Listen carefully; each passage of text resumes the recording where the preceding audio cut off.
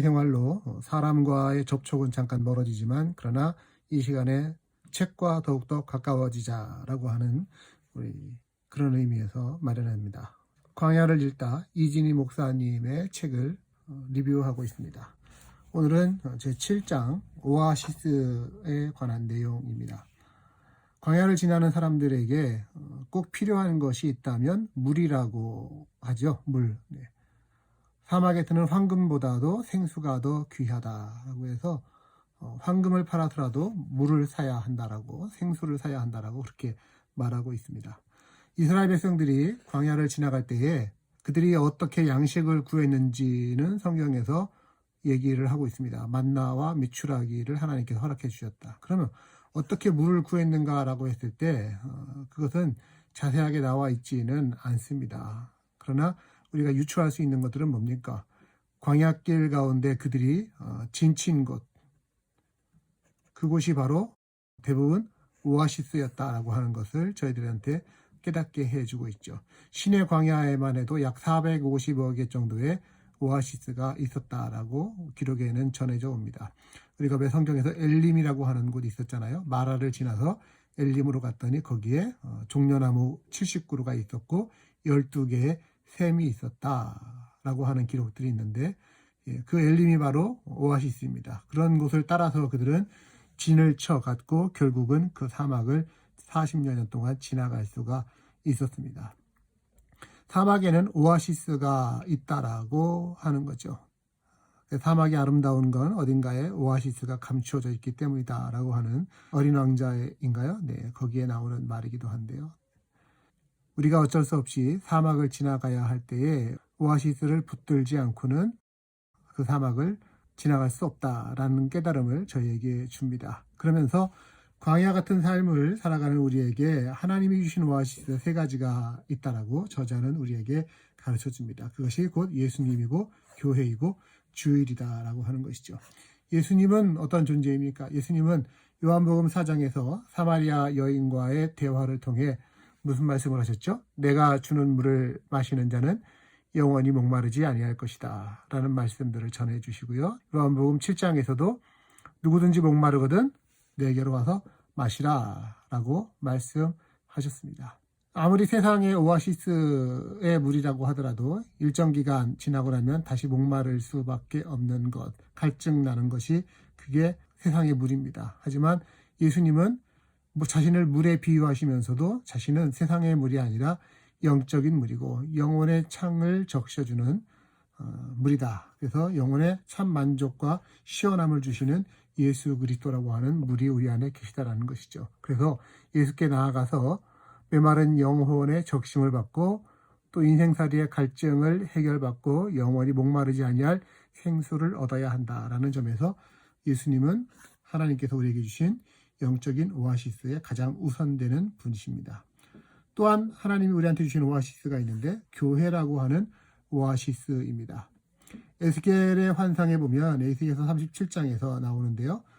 성전 문지방으로부터 흘러나온 물이 성전을 돌아서 퍼져나가며 결국은 강을 이루게 되죠. 그리고 그 강물이 닿는 곳마다 숲이 우거지고 또 나무에 열매들이 맺히고 사방에 오아시스들이 생겨나게 됩니다.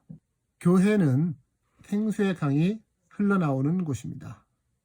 그리고 선교사님들 같은 경우는 그 선교지에 처음 들어갔을 때 어느 마을에 들어가면은 가장 먼저 하는 것이 우물을 파는 거였다라는 거예요. 그래서 그 우물을 기반으로 삼아서 거기다가 집을 짓고 교회를 세우게 되면 마을 사람들이 물을 얻기 위해서 어디로 옵니까? 교회로 오게 되는 것이죠. 그래서 처음에는 육적인 물을 얻으러 교회로 왔다가 나중에는 강단에서 흘러나오는 영적인 생수를 마시게 된다. 이제 그런 차원에서 그들은 항상 먼저 어느 마을로 가면은 가장 먼저 우물을 팠다라고 하는 그런 기록들도 있습니다.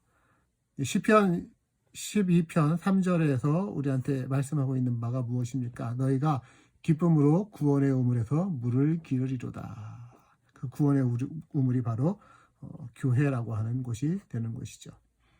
하나님께서는 우리 교회를 통해서 우리에게 말씀의 생수를 또 은혜의 생수를 그리고 성령의 생수를 공급해 주시는 것입니다. 그렇기 때문에 우리는 이 교회를 꼭 소중히 여겨야 할 필요가 있을 것 같습니다. 자, 예수님이라고 하는 오아시스, 교회라고 하는 오아시스와 더불어서 하나님이 우리한테 주신 또 하나의 오아시스가 있는데 그것은 주일이라고 하는 오아시스입니다. 그리고 그것은 시간의 오아시스라고 말할 수 있을 것 같아요. 시간의 오아시스. 교회를 통한 생수를 언제 공급받느냐? 주일날 공급을 받는다라고 하는 것이죠. 요즘은 저희들이 주일날 잘 모이지 못하기 때문에 주일이라고 하는 개념이 점점 희박해져 가지 않을까, 여러분들에게 염려가 되어지는 부분이 있어서 조금 더 강조하고 싶습니다. 광야를 지나갈 때에 가는 길 급하다고 해가지고서 오아시스를 그냥 통과하면 어떻게 될까요?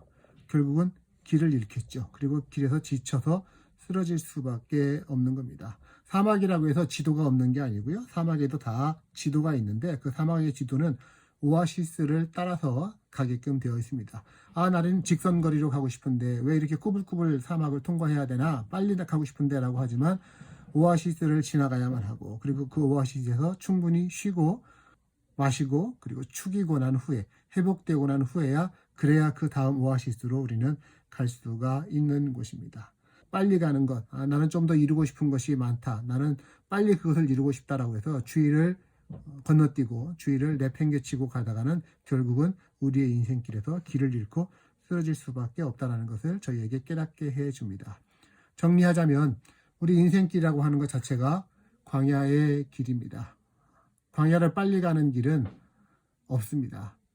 빨리 가서 이 광야를 통과하겠다라고 해서는 안 되고요.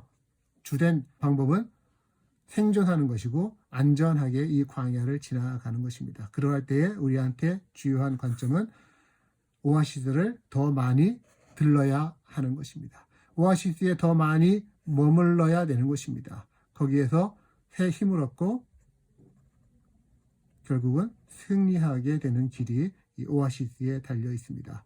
우리 인생의 오아시스인 교회에 와서 예수님을 통해서 생수를 공급받고 주일날마다 계속해서 그것을 되새기면서 나아가다 보면 결국 우리는 오아시스를 통해 우리의 인생이라고 하는 광야를 영원히 승리하게 되어지는 길로 걸어갈 수 있게 될 줄로 압니다. 오늘도 여러분들의 인생길 가운데 예수 그리스도와 또 교회와 주일이라고 하는 이 거룩한 삶과 거룩한 말씀, 거룩한 시간이 여러분의 삶 가운데 오아시스가 되어서 길을 비추고 또한 힘을 북돋아 주기를 간절히 소망합니다. 감사합니다.